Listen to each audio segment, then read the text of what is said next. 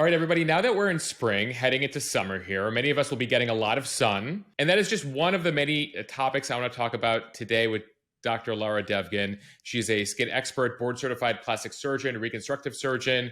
We're going to be discussing a whole variety of subjects, how modern life, social media, even the climate are impacting how we take care of our skin, and the various plastic surgery trends she's seeing out there. Dr. Devgan is an expert here in plastic surgery, minimally invasive facial, breast, and body treatments. She's been in practice for more than a decade, has had her own practice since 2013. She's an industry consultant, a voluntary academic faculty member, a classically trained artist.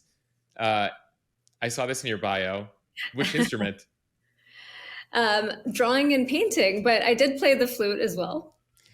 And of course, you have your own luxury medical grade skincare line. And most important, you're the mom to 6 kids under the age of 8, I understand. And most important, you are the mom to 6 kids under the age of 11. Yes, they are definitely the most important. So, Dr. Devgan, I'm so glad you could join us on the Mo News podcast. Before we get into all the various trends, skincare, etc., I'd love to begin with your story. How you got into this business, how you ended up opening up your own practice. Where does it begin? Well, I am a board certified plastic surgeon based in New York City. The focus of my practice is both surgical and non-surgical procedures of the face, breast, and body, as you nicely pointed out. And I'm also the founder and CEO of a medical grade skincare line that's direct to consumer, but also widely available worldwide at Sephora, Saks, Mode Operandi, Violet Grey, Net-a-Porter, kind of all over the place. I started out because I really love both art and anatomy. And I grew up in Southern California, really interested in art. I was a classically trained artist. I grew up near the old Getty Museum and used to take art classes on weekends, loved the human form and human anatomy. And as I grew up, I went to college at Yale and really got into art and all of its different forms. And then I found myself gravitating toward this idea that I wanted to do something besides drawing and painting. I wanted to participate in the human experience and helping other people. I really love anatomy, and plastic surgery is this most perfect blend of art and anatomy. It allows you to put together the tiny millimeter level details that are the building blocks of not only aesthetics, but also form and function. And plastic surgery is such a misunderstood field because we think of it in this salacious entertainment news spinning way, but it's actually a field that comprises burn reconstruction, congenital anomalies like cleft lip and palate, cancer reconstruction, breast reconstruction, extremity replantation, face transplant surgery, salvaging of cut off fingers and cut off legs and arms. It's really a field that's about putting people back together, whether you are a mom who doesn't recognize her body after you've had a bunch of kids, or somebody who has grown older and when you look in the mirror, it doesn't feel like you anymore, or someone who just doesn't feel like your body represents who you are on the inside. So that's what really brought me to the field. And I think that there is a human element to identity, and bringing the inside to the outside is what I most love about what I do. Talk to me about the impact of what you do and the patients that you've seen, and what a difference plastic surgery has made in people's lives, and how it changes people's views of themselves, what they can accomplish, self-esteem, all of the above. Yeah, I think that, plastic surgery as a field and genre can be so completely transformative. There are situations that you would never even anticipate where a newborn baby with a cleft lip and palate maybe 100 years ago would have been left on a doorstep or given up for adoption because a society wouldn't have been able to integrate that baby into its functioning unit. But with a relatively simple operation with fewer than $50 of materials. You can reconstruct the baby, allow the baby to thrive and suckle milk, and look and function totally normally. And not only restore the parents' feelings of affection toward the child, but the child's ability to grow up normally in society. And, on the flip side, in a really modern way of looking at plastic surgery, there's so many people who are, for example, people who are trans, who feel like they're trapped inside a body that doesn't reflect their gender identity, where you can help them make adjustments to the way the outside physical trappings might not totally reflect the inside. And there are levels of complexity to plastic and reconstructive surgery that are absolutely not represented in what people think about as, being an overly puffed lips, Botoxed Catwoman face that you might think about when you scroll through your Instagram feed. How has technology evolved, even in the time that you've been in this field, over the course of the past 20 years or so? How has it changed what you do and what you're able to do? So there's so many ways that technology has changed, and I think most of them are for the better. I think technology has added a level of nuance and detail to plastic surgery. The number one most powerful thing that technology has done for plastic surgery is information dissemination. I think now what used to be a computer is a smartphone, and what used to be a website is an Instagram handle or a TikTok feed. And people all around the world can now be exposed to not just before and after images, but they can be exposed to procedural videos, and they can understand what is possible with plastic surgery. So something that used to be an encumbrance, if you always have to take a photo from your right side because you're extremely self-conscious about a birthmark or the way your nose looks, or you just feel really bad about something, you are now much more aware that there are safe and medically responsible options for you. And I think that that's the number one thing. But on a more technical level, there is a ton of technology with regard to minimally invasive procedures with Botox, fillers, injectables, laser modalities, microneedling that have made what used to be maximally invasive downtime surgeries into minimally invasive short procedures.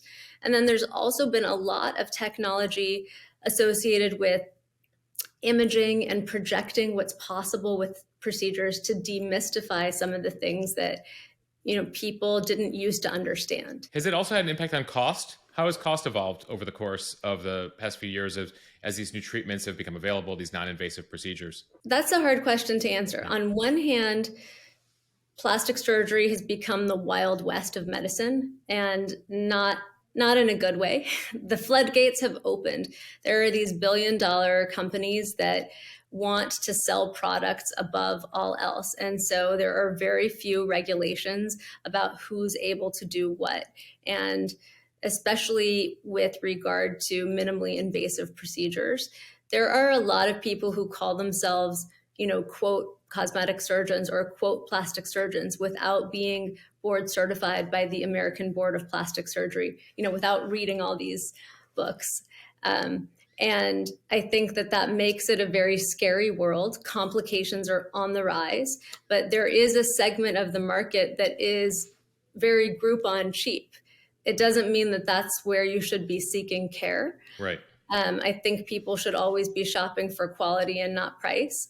But on the other hand, I think that there is this feeling about democratization of beauty where it's an impulse that everyone has, and you want to feel like it's open for everyone. So on one hand, I think price accessibility has become more open.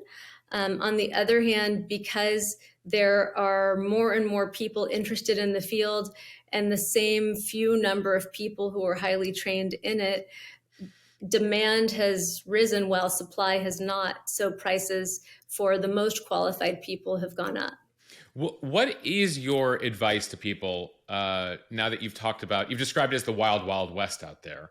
Yeah. What are the most important things people can do if they're interested in some sort of procedure to effectively vet out who they do the procedure with, and ensure they're getting proper treatment? I think you want to do a few things. First, you want to look for, as a bare minimum, education and training.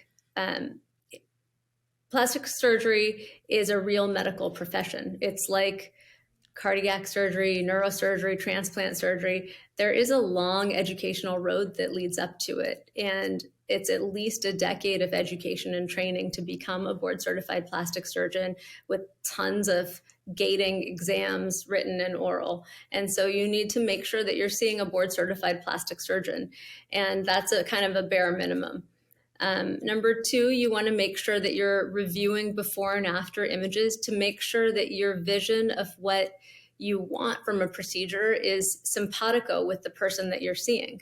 You know, if you like Monet, you don't want to see Picasso. Even though they're both great, what's right for one person might not be right for the other person. And third, you want to make sure that you have a connection with your surgeon. So you do have to meet someone in person and feel like you click with them, because seeking a plastic surgical procedure is sort of like commissioning an artist to make a very beautiful and very high stakes painting for you. You have to be on the same page, you have to like what they do, and you have to understand each other, and you have to feel like you have a shared vision and they're going to do what you want them to do for you. And I think all of those things are super important. I hear your classical artist training coming in here in these answers, Doc. It had to creep in somewhere, Monet, Picasso. It's no, I like it. So we're talking here with Dr. Devgan about the state of plastic surgery, trends, etc. We connected on Instagram initially, and obviously social media has had a huge impact on your world. Huge, yeah. People's self-image, the selfie, the Zoom era of the past couple years. Talk to me about that. How, in terms of what you've seen over the course of the last decade, how social media has been beneficial, but also, there's a lot of criticism out there about what it does to people's self-image, and they see these images of perfection, some of them literally not real. How is that impacting the patients you're seeing, the trends you're seeing? Yeah, what a weird time, right?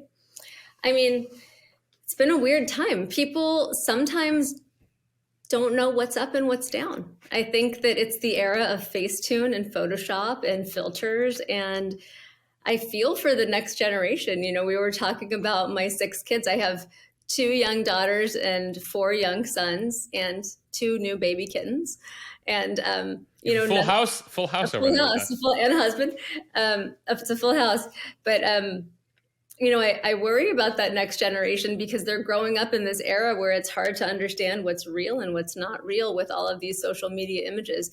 I see patients in the office, and sometimes they ask me questions like, how do I get rid of my pores? And those are like literally dermal channels in your skin that you cannot get rid of. But we're so used to seeing airbrushed images of fake skin that, everything has a Paris filter on it, that you don't know what is real and what's not.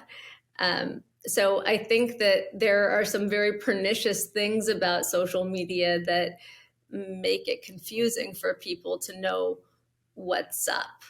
I think just the concept of a selfie, right? I've read that people are going to take more than 1 million selfies in their lifetimes, that each one of us is going to take more than 1 million selfies.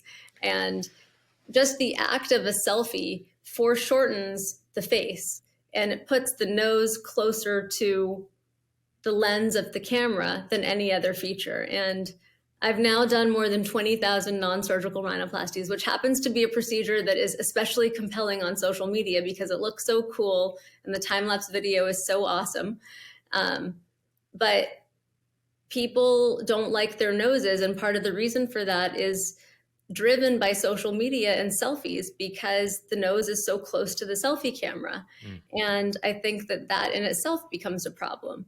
We're staring at our faces on Zoom, and that also is distorting our images of our faces and our feelings that our dark circles are too hollow. And, it's not totally normal that we're looking at ourselves as often as we do. So there are some definite weird things about social media. On the flip side, social media has put our computers in the palms of our hands, and it's given us so much information. It's taken down so many barriers and realigned social mores so that all of these stigmas about procedures and all of these lies people used to tell each other about the secrets that used to be hidden inside doctors' offices are now out in the open. That celebrities and private citizens alike are now sharing what they do, so much more. And that has helped people a lot. So, it's a double-edged sword. Yeah, I mean, to what extent you're talking about the pernicious effect here? Are you talking to patients and reality checking for them, so they're not, you know, they have a misguided sense of what's real? Literally, you're describing people saying, "Get rid of my pores," and you're like, "No, that's biology. This is part of your body." How has that changed the consults that you have with people, the types of questions that you're asking potential clients? I think it's changed a lot. Yeah. There are often moments where I have to spend time taking a step back and rewinding and re educating people's expectations. I think people have gone to that peak social media moment of 2020 pandemic-ness, and they've kind of come back a little. So we're at a state of more reasonableness now, and people understand that not everything they see on social media is totally true. But certainly there are moments when I need to have conversations with patients about how what they see on social media is not going to be achievable. I often use reference images that patients bring in as part of my consultations to make sure that I'm able to deliver what somebody wants, because I think a visual reference can be extremely helpful. And often people will show me visual references that are achievable and very possible, but once in a while people will show me images that are many standard deviations from what is possible given their baseline anatomy.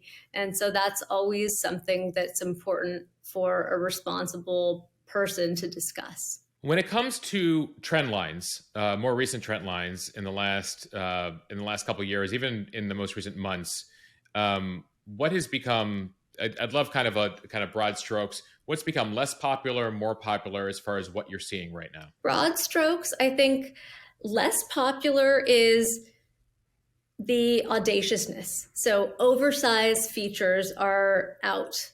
I think the trends toward big lips, big cheeks, oversized buttocks and hips, kind of the 2010 to 2020 era was really characterized by an exaggerated set of features and almost a peacock feather approach to plastic surgery, where people had super hourglass figures and that whole concept of the Instagram face that the New Yorker reported really well. And I think that's over. I think what we're seeing now is a lean into this concept of subtle as the new dramatic, and the concept of micro optimization. So people, generally speaking, want more subtle everything. So in terms of body contouring, smaller, more proportionate breast augmentation, fitter, tinier body contouring outcomes. In terms of facial surgery, the outcome that we are going for, generally speaking, is very subtle brow lifts as opposed to the extremely angulated eyebrows that we were seeing 5 years ago. It's not about the maleficent cheekbones that could cut glass. Now it's just about improving your own features and optimizing the way you look. So if I were to characterize that more simply, I would say 5 or 10 years ago, it was more about an exaggerated, almost cartoonish emphasis on, what was the caricature of you? And now it's what is the micro-optimized version of you? So identity preservation more than exaggeration. Where did that start? I mean, how are you able to pinpoint kind of how those trends evolve, or whether, what popped the balloon on the previous trend, or is it more gradual than that? I have a theory that COVID had something to do with it. I think that 2020 and societal shutdown was such, that was such a full stop halt in everything for all of us. That was such an awful time for the world. We all have friends and colleagues and acquaintances who got so ill and died. Society shut down. I know for me personally, living in New York City, there was a morgue truck parked a couple blocks away. I personally donated personal protective equipment to nearby hospitals. I was asked to volunteer, and it was a big full stop moment. I think everyone all around the world felt very deeply affected by it, and I think that it made people feel more subdued, and people wore much less makeup. People wore sweatpants. It was a whole athleisure moment. And I think at that time, everyone's Botox faded, their fillers went down. It was kind of a big reckoning moment. And once you come out of something like that, it probably almost feels silly to go back into a raring with like a big, gigantic statement plastic surgery look. So, I mean, I don't really know. I made that up on the spot, but that's what it was very convincing. No, but I think it totally makes sense. I think about this stuff a lot because it's what I do. But I didn't know if you could trace it to one member of the Kardashian family or... I mean, I don't know. I can't really talk about that, but I have my theories, and then I think, of course, there are definitely societal tastemakers. I think that a lot of societal tastemakers and public figures have kind of toned down what they're putting forward, and I think that you're seeing that in micro trends, like the trend toward slimness, the trend toward buccal fat pad excision and submental liposuction, and the trend toward more subtlety and more slimness. I think all of those things are a reflection of a more subdued society. I wanted to actually, I'm glad you mentioned that. I wanted to ask you about the buccal fat procedure that seems to have really become all the rage recently. It's so funny, right? Trend pieces are very funny. That procedure has been around since before I was born. Okay. Just for the record, but yeah, it's been written about. I remember there was one day I was in surgery and I got out of the operating room and I had messages waiting for me from like the New York Times, like Washington Post, the Zoe Report, like 4 or 5 different news outlets that were like wanting to write about buccal fat pad excision. And I was like, what happened? Did the president get a buccal fat pad excision? Or what on earth happened? And one day everyone was trying to, do an interview about this. But anyway, it's very funny. Apparently somebody had an Instagram photo that looked slim in the cheek. And is that, that procedure, how much more popular has that become in the last couple of years? And is it right for certain types of people and not other people? How do you approach that? Yeah, buccal fat pad excision is an elegant 20 to 30 minute procedure wherein a small 1 centimeter incision is made in the mid-cheek sulcus inside the mouth, and about a walnut size amount of fat is removed in order to create a slim feeling in the middle of the cheek. So it kind of gives you this model-esque Zoolander feeling in the face. And it can be very attractive for the right patient. It can also be very unattractive in the wrong patient. So you would not want to do it on someone who's overly thin and create a gaunt feeling in the face.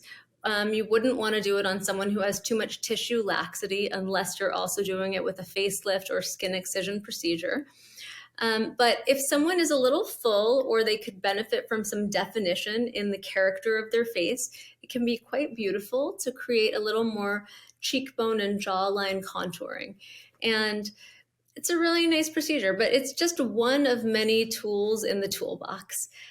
Some people call it a celebrity secret plastic surgery because, that's a cute way of talking about it. Mm-hmm. But it is one little thing in our armamentarium. So I've also seen some recent articles about reversal on the rise, cosmetic surgery regrets. Have Have you seen anything in your practice or as you're kind of looking across the industry when it comes to that, or any procedures that were trendy in recent years that you're seeing increasing number of people reverse? Yes, I think that in the 2010 to 2020 era, there was a huge, huge preponderance of what's called BBL, or Brazilian butt lift, or autologous fat grafting to the buttocks. And it's kind of a problematic operation for many reasons, not the least of which is that it has a very high mortality rate. But this operation is probably the number one surgery that has seen requests for reversal industry wide, because putting a large amount of fat in the buttock region can lead to a dysmorphic look, and it can also create heaviness that doesn't age particularly well. And that's something that is real to consider. And I guess I would say more generally, trends are not a great idea when it comes to plastic surgery. Trends are for temporary things. Trends are for clothes, trends are for fashion, trends are for makeup, trends are for things that you can easily take off. It's very difficult to take off parts of your face and body. And so I would caution people to think about plastic surgery with a very, very long view. And whether it's a surgical or a non-surgical procedure, there has to be a very extreme amount of aesthetic judgment. You want to be very conservative, and you want to think about it with a really, really long run. So we've been talking just now about some invasive procedures. In terms of non-invasive or less invasive procedures, are there ones that you typically recommend, or that you suggest people start with before they turn to some of the more significant type of procedures? Well, first of all, let me just rewind and say, if something doesn't bother you, then you don't have to listen to anything that I'm saying. So just like literally press pause and turn me off, because I think that one of the most pernicious things about plastic surgeons is the constant pressure that they put on other people. And I hate that. I hate the hard sell. So I would hate to be put in that category. And if you are happy, then that is the ultimate end goal. But if something's bothering you, I think one of the most frequent things that comes up is the idea of prevention and preventative anti-aging. So a great thing to think about is the idea of maintaining your skin quality before you start to see deeply etched fine lines and really bad signs of aging. And so micro droplet Botox, aka baby Botox or neuromodulator, is something that is pretty easy, pretty non-invasive, relatively low on the totem pole in terms of expense. And that's something that can be applicable to a wide range of people across the population. Wait, explain that. So there's multiple levels of Botox? Botox is a medicine, it's a drug, and it can be dosed. So you can do it at a very low level, sort of like taking just one Tylenol if you have only a little headache, versus 3 if it's really bad. And so you can do a very tiny amount of Botox so that you preserve natural movement, but have an improvement in skin quality.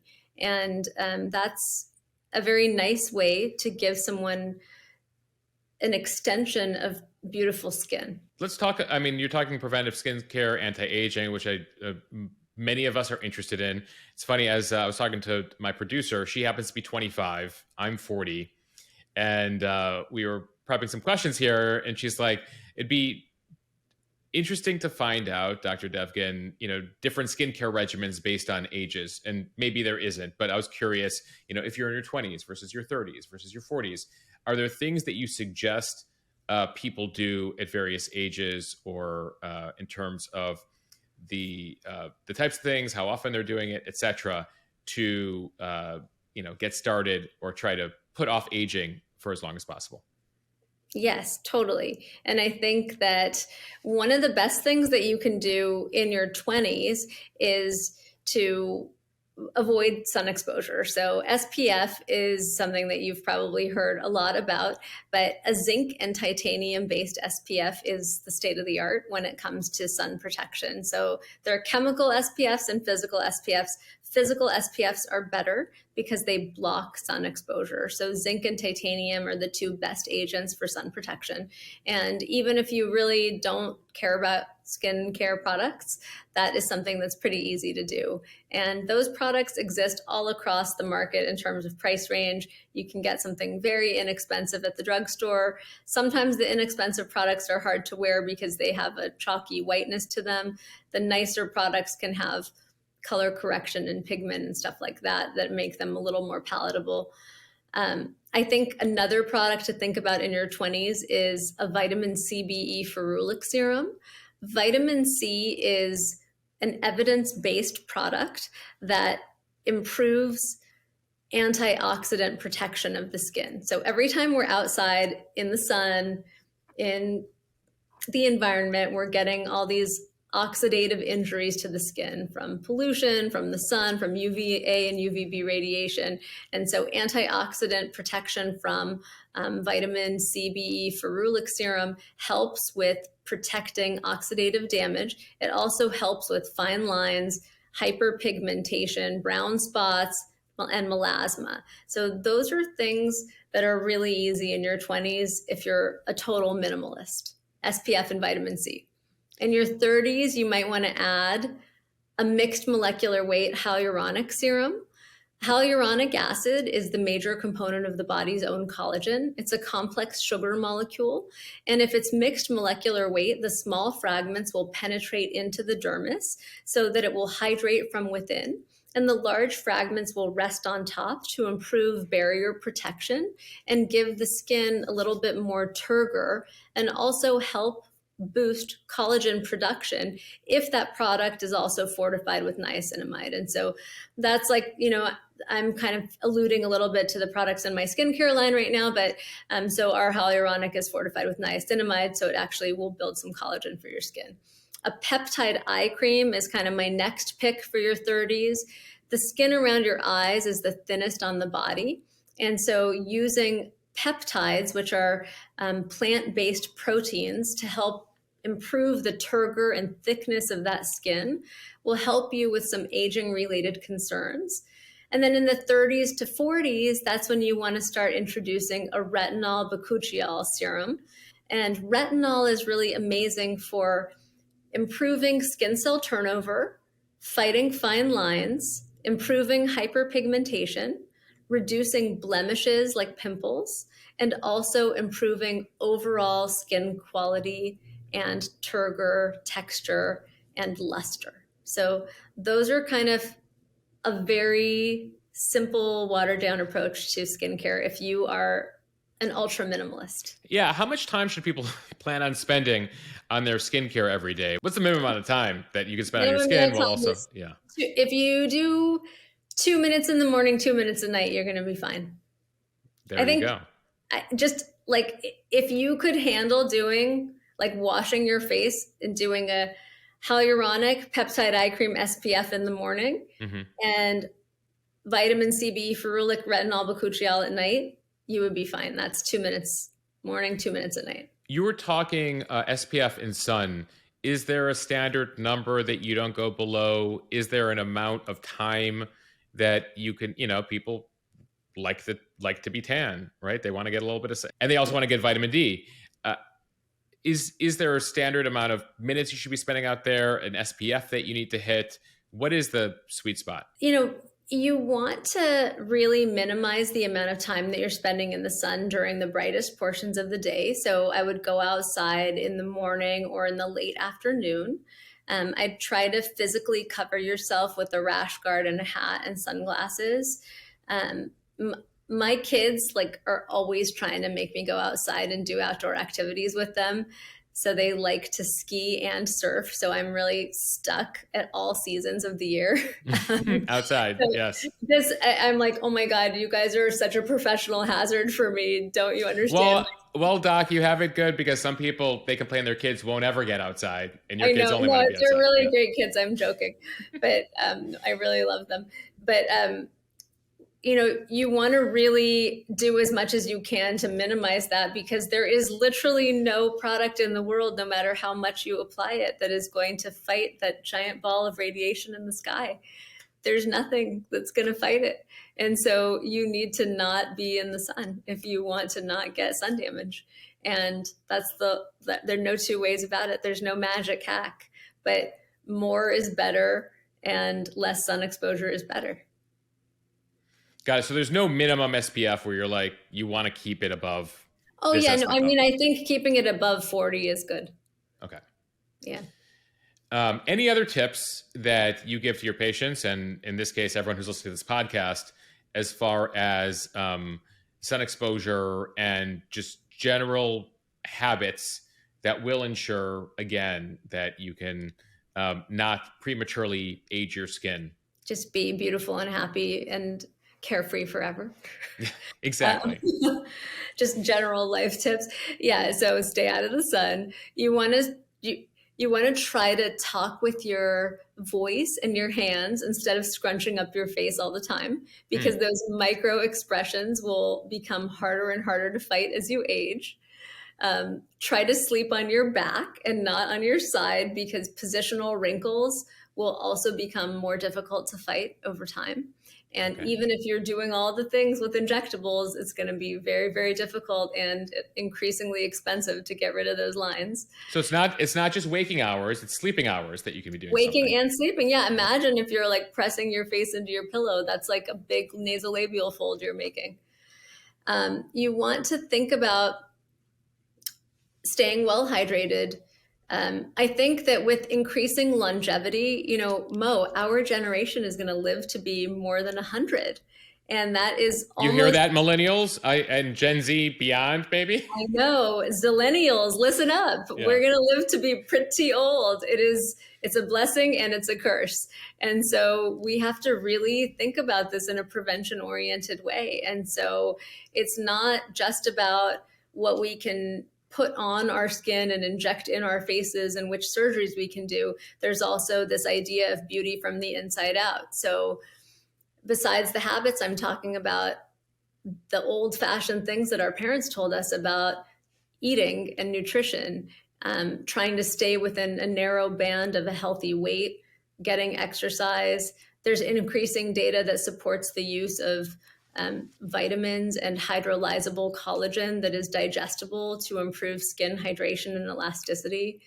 I think that the next wave of research in plastic surgery and medical aesthetics is going to focus on things like nutraceuticals and things like preventing hair loss, preventing graying of the hair. How do we keep our joints supple? How do we stay walking? How do we enjoy intimacy, sexual function, mental function? How do we keep talking? How do we improve the quality of life now that we know that the quantity of life is going to be so great? So, plastic surgery is not just a field about how to look good. It's also a field about confidence and identity. And increasingly, it's going to be a field about how to make quality of life extend through this long, long quantity of life as we get to be 100 to 120. And related to that, if we're going to be living these longer lives, God willing, nutrition, I imagine, plays a role there. What we're Huge. eating. What are the foods that you say double up on and please avoid as somebody who deals with skin on a daily basis? Yeah. Leafy green vegetables. Broccoli sprouts, interestingly, have like this really amazing antioxidant power. They don't taste that great, but to me, but they are very powerful. Um, I think there's a lot of research that supports a little bit of a low carb diet that's higher in protein and higher in uh, vegetables and more complex carbohydrates. So that Mediterranean diet that that we've all been reading about for decades now. I think that some of the common sense things that we know about, one thing that I think is really interesting is that medical science irrefutably supports that the healthiest amount of alcohol in your life is 0. So it's not a little bit, it's not a couple glasses a week, it's literally 0. And there's a good deal of data to support that. So that's something to think about and throw out there. I know that people like to drink, but that's not good for brain function. It's not good for body function or for your organs. And same is true for tobacco, nicotine, vaping, cigarettes, and all of its forms. Dr. Devgan, thank you so much for the conversation. All things plastic surgery, all things skincare. What is the best way people can follow the latest and greatest in your world? I am at Lara Devgan MD on Instagram and TikTok, and my skincare line is at Dr. Lara Devgan at Instagram and on TikTok. Dr. Lara Devgan, thank you. And good luck with everything in your working world, and then also managing 6 kids and what do you say, 2 cats? 2 kittens, 6 kids, and 1 husband. Good luck. Thank you. Thank you.